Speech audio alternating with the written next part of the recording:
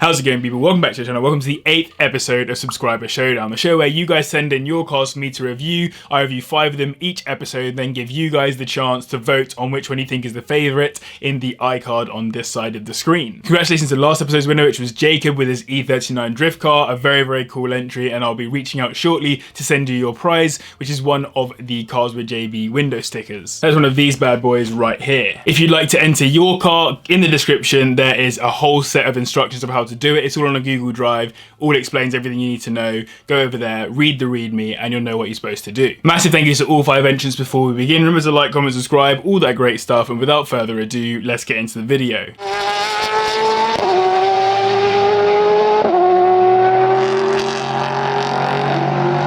First up, we have Lewis's 2004 Nissan 350Z GT. He bought it back in July 2018 with just 62,000 miles on the clock for £6,500. That's actually pretty decent for a 350Z. And it came with the Nismo V1 spoiler as well, which is always a benefit. Apparently he drove 2 hours down into London to buy the car with his girlfriend, who then over time has learned to like the car too, which I cannot necessarily say is true for my girlfriend, my MX5. I think she doesn't mind the car, maybe minds how much I'm spending on it.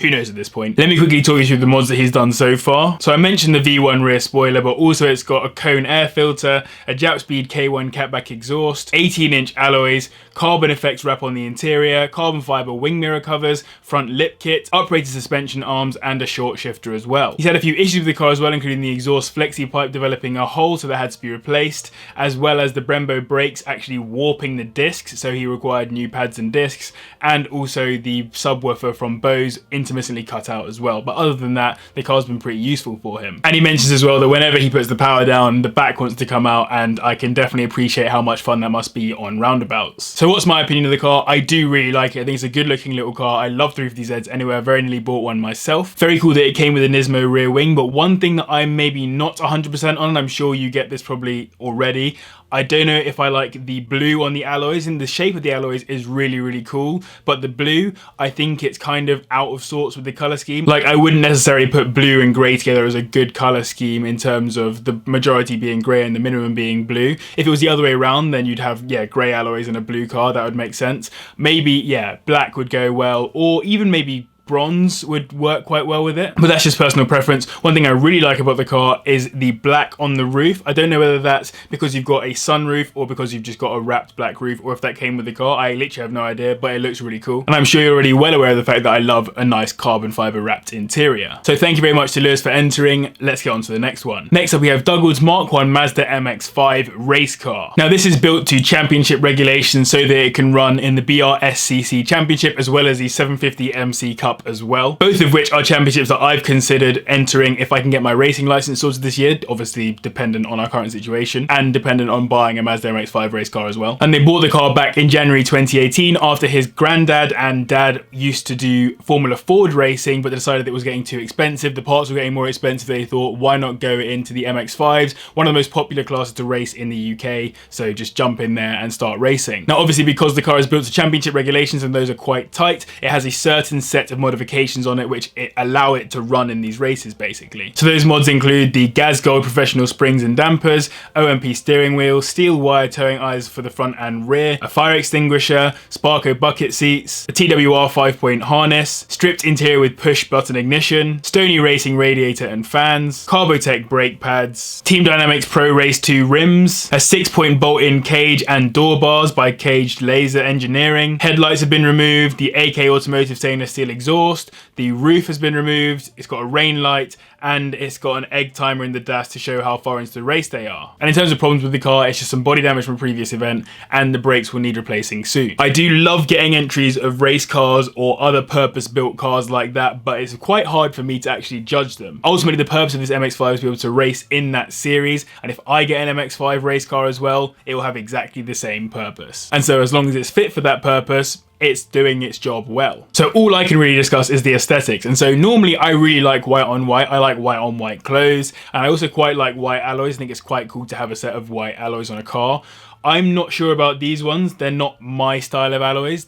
I kind of prefer ones with more sort of small spokes, but I think again, that's just a preference thing, but I definitely like the white on white. I think that's quite cool. In some of the pictures you can see what I think is Dougald's dad's MX5, the black one. I think it's really cool that you've got a white one and a black one going side by side, but then I would suggest maybe making the alloys on the black one black so that then they are like complete polar opposites. So you've got like the white on white and then you've got the black on black. Anyway, thank you very much to Dougald for entering this really cool MX5 race car. I hope to see you out on track shortly. By the way, before we move on to the next car, make sure that you've hit the like button, you have subscribed, and you've followed me on Instagram at CarsWithJB, where you get to see my 2 different car builds, which I think will probably rival these cars one day. I post pictures every day on Instagram and I post videos twice a week on YouTube, so you're getting a great load of car content. Next up, we have another car after my own heart. It is Jay's VW Polo 9N3 from 2008. Now, it has the 1.9 TDI engine, which is actually a very nice engine and pulls very well, and he got the car for free thanks to his granddad. Now, his granddad is a body repair specialist in Cornwall, and a lady brought the car to him saying she couldn't pay for the damages on the car, so he bought the car off of her, fixed it up, and then gave it to Jay for free, which is a very kind granddad thing to do, I guess. Jay was obviously very pleased with the car. It's the first car after passing his test, which you can also see here. And Jay is a huge fan of the Mark V Golf GTI, so he was very pleased to have what is basically a baby Mark V Golf in the Polo in that kind of sense. So his immediate plan was to make it a sort of GTI replica style car. So he had the front bumper sprayed to look like a GTI. He then got a GTI grille, but then replaced the GTI with a TDI to explain what's under the bonnet for real. He's also had the original alloy sprayed black, and he's got wind deflectors as well on the car too. One of his key future plans on the car is to do the exhaust as well, but then on top of that, he's mentioned a few things around how he gets 60 miles per gallon on a good day, which I think is pretty sick. Oh, and I forgot to mention the new lights as well on the front. Now, obviously, as a Polo owner, I have to be biased in this situation. I think the car does look actually really good, but I would say there are 1 or 2 things that you could do to the car to make sure that it looks exactly right. Before the alloys were black, you had the chrome badge. I think now that they are black, you can probably de-chrome that badge and make it go black as well. Most of the outside of the car is red and black, so having the chrome badges doesn't necessarily fit the theme. Maybe if you go for a black badge on the front and then a red one to match the car color on the rear, that would look quite cool, or a black one on the rear, I'm not really sure. Just have a look at both ideas or options and see what looks good for you. Also, one thing that I've never liked about the 9N3 is those inserts along the bottom of the bumper. I want to change mine to being honeycomb to match the grille, and I think you could do probably the same thing. I'd also highly recommend looking at the interior of the car, because if you want it to look and feel like a GTI, the 9N3 GTI seats will sit right in there super nice. You can often get a whole set for less than £250, so you can get the front and the rears in the tartan to match that GTI look and feel. That would look stunning in my opinion. And you can probably even get the GTI steering wheel. The only problem with the GTI seats and the steering wheel is they have GTI badges on them as opposed to TDI badges, but if you have someone who's particularly good at upholstery, they can probably redo that for you. Anyway, massive thank you to Jay for entering. I'm always gassed to see a Polo get sent in, and let's move on to the next one. Next up, we have Dewi's, I'm sorry if I've said your name wrong, 2012 Audi A1 TDI Black Edition. Now, it's a 2-litre engine, and it was his second car, which he bought at 18 years old, and he's owned it for around about 2 years now. Since owning the car, he has done a few modifications, including the RS style grille, tinted headlights and tail lights, a private plate. It's been lowered on ST by KW coilovers. He's got the 1552 Turbo Mac alloys, which he previously had in white, but has had them redone in Williams Gold instead. Apparently he preferred the white, and I kind of agree with him. I think the white does look better. It's up to stage 2 at this point with 230 brake horsepower and 410 Newton meters of torque. It's got a dark side developments, decat, intercooler and DPF delete. It's got a TRC lowline kit, and it's been pinstriped to match the wheels. It's got a kill all wipers delete kit, and he's got a sunstrip as well to represent the mapping by Indigo GT and a local car group 11s. Now, this is very clearly a very nice and super clean build. This is exactly how I like to see a sort of tuner style build come together. It's obviously a good car for it in the first place, but then changing that grille for the RS style grille, really good job. And then also not putting the RS badge on it as well. That's always quite nice, because people like to put the actual badges on the cars. I'm not necessarily sure that I'm a fan of that. You've just got it nice and clean and open. Big fan. I think the car sits just right as well. It seems to be just about low enough, sits very flush to the floor. It looks very like perfect in terms of its stance. But yes, definitely agree with you in terms of having the white alloys rather than the gold ones. Even though I'm a sucker for gold alloys, I think the white ones do look better on this car. I think they offset it quite well. I was thinking in my head, maybe would I go for black alloys instead, but I actually think that the white ones look best on this for now. Now what would I do next on this car? Given the exterior looks really well done, I'd probably then look to the interior. You haven't got any pictures of it, so I can't really judge for how it looks for now, but I'd probably look at bringing in a nicer set of seats in there, maybe get the seats out of the RS or maybe out of the TT. Like, I don't know, something like that would be a good set of seats to bring in there. Maybe look at having some premium materials in there, so maybe some Alcantara, maybe some leather, whatever it is that kind of fits the look for you. That's what I'd go for next. Anyway, massive thank you to Dewi for entering. Let's go on to the last one before I run out of light. To finish off the video, we have Max's 1.6 litre Honda Civic Sport. Now this is exactly the type of car that I like to talk about in my videos and the kind of stuff that I'm doing with my Polo as well. This is a £500 eBay purchase which he did, and then kind of fixed the key issues with it, including like the clutch, and then rebuilt the gearbox and that kind of stuff, and then worked on making it look and feel how he wanted it to as a car. Now Max has always been a fan of the Civic Type R, and he actually owns a Civic Type R as his track car, but then he realised that he couldn't get insured on one as his daily, so he got himself this instead. In terms of the engine, they actually put a whole new engine in there, skimmed the head, had the valve clearances done. He's also got new discs with Brembo pads,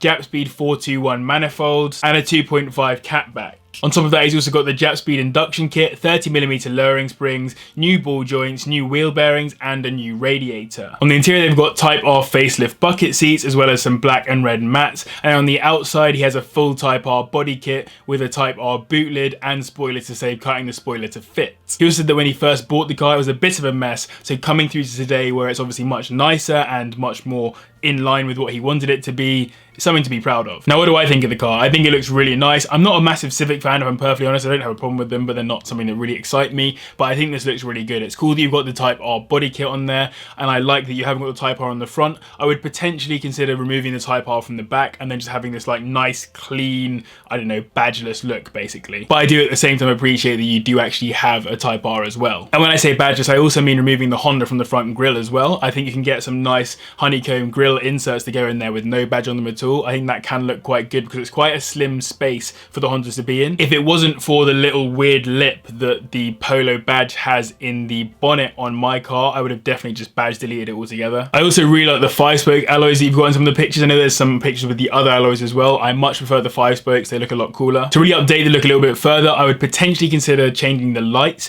going for something more modern on the lights, so getting some LEDs or whatever. And then to give it a more racy feel on the exterior, I'd potentially consider putting some carbon fiber parts on there, some real carbon fiber rather than just wrapping or wrapping it, whatever you can afford basically. And by that I only mean small bits, so maybe looking at stuff like the wing mirror caps, maybe a very discreet low line kit also in carbon fiber. But yes, I'm definitely a fan of the car. I think it looks really cool. Great to hear as well that you're a Civic enthusiast in terms of having both the 1.6 and the Type R as well. Hopefully I see you on track someday soon. And that brings an end to the 5 cars I wanted to show in this video. Make sure that you vote on your favorite in the iCard up here. Massive thank you to all 5 people for entering. Don't give them any grief in the comments. Feel free to share your opinion, but don't be horrible about it. Don't forget, if you want to enter, all the information is in the description down below. Massive thank you to the patrons as always. Thanks to you guys as well for watching. Remember to like, comment, subscribe, all that great stuff, and thank you very much for watching, and I'll see you in the next one.